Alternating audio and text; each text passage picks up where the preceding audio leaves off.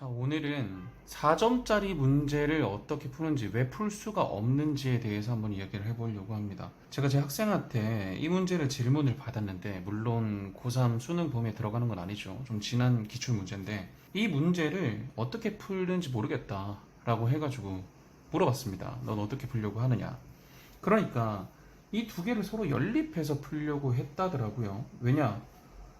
만나도록 한다고 했으니까 이건 교점이지 않느냐, 그리고 방정식의 근이지 않느냐 라고 해서 이거 두 개를 연립해서 풀려고 했다고 하더라고요. 근데 진짜 웃긴 게, 이거 좀만 보면은 이게 지금 K에 대한 2차식이 나오거든요. K에 대한 2차식이 나오면 풀 수 없다는 걸 바로 알 수 있습니다. 그럼 이 친구한테 뭐가 부족했을까? 어떻게 풀어야 되는지 생각하는 과정이 없었을 확률이 굉장히 높습니다. 생각을 하다 보면 이거는 어떻게 풀어야 될까? 를 고민하는 과정이 들어가거든요. 3점짜리와 4점짜리는 사실 엄청나게 큰 벽이 있는데, 이 가운데 있는 벽이 뭐냐면 생각의 벽입니다. 생각을 해야지만 4점짜리 문제를 풀 수 있게 돼요. 생각 없이는 계속해서 3점짜리 개념 문제밖에 못 풀게 됩니다. 그러면 이 생각이란 게 대체 무엇이냐? 이겁니다. 조건을 나열한 다음에 어떻게 조합해야 될지를 생각하는 과정. 그리고 이 조건들 중에 무엇이 우선하느냐, 우선순위를 놓는 과정. 이게 지금 핵심 생각입니다. 단적인 예로 이 문제에서는 당연히 만나니까 교점 아니면 근인데, 교점은 그래프로 풀어야 되고요, 근은 방정식으로 풀어야 됩니다. 둘 중에 뭐가 더 나을까 하는 생각이 이 조건 나열과 조합, 우선순위의 핵심이라고 볼 수 있습니다.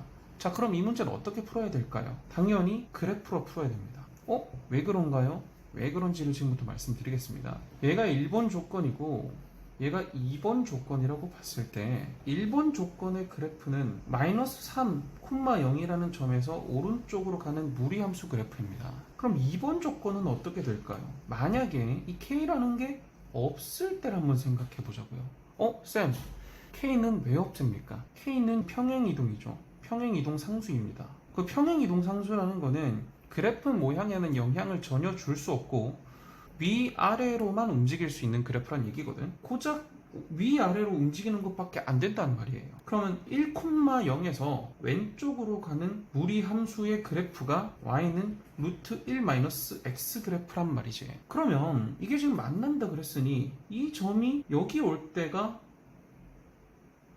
딱 걸리겠네. 이걸 넘어서면 더 이상 못 만나게 되잖아요. 그리고 아래로 내려갔을 때는 여기서 만나게 될 때 이 둘 중에 하나가 만나는 경계값일 거 아닙니까? 그런데 최대값이라 그랬잖아. 그러면 올라가는 게 크겠어요? 내려가는 게 크겠어요? 올라가는 게 크겠죠. 그럼 여기 점일 때 K가 최대값을 갖는다는 걸 바로 알 수 있습니다. 여기가 지금 X의 좌표가 1이잖아요. 그죠? 그럼 여기 좌표가 지금 1,2라는 걸 알 수 있어요. 왜 그러냐면 이 식이 y는 루트 x 플러스 3이니까.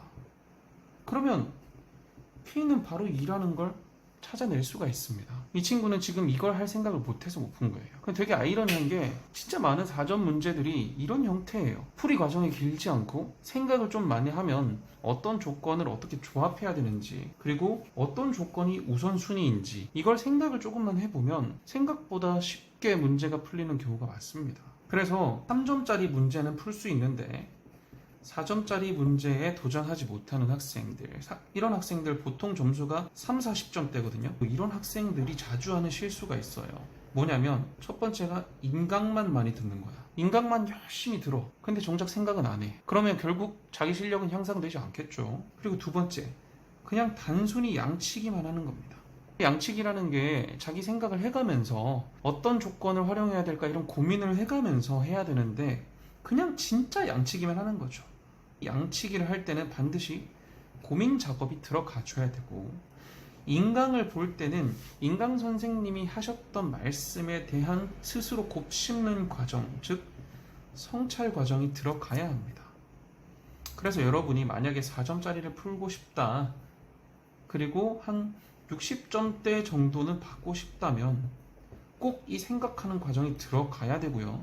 이때부터는 아마 시간이 부족해지기 시작할 겁니다. 시간이 부족해지면 그때부터 조금씩 문제 풀이 양을 늘리고 스킬을 익히는 걸 추천을 드립니다. 오늘 영상은 3점짜리 문제는 풀 수 있지만 4점짜리는 풀지 못하는 학생들, 그런 학생들을 위한 영상이니까 오해 없으시길 바라면서 오늘 영상 여기까지 하도록 하겠습니다.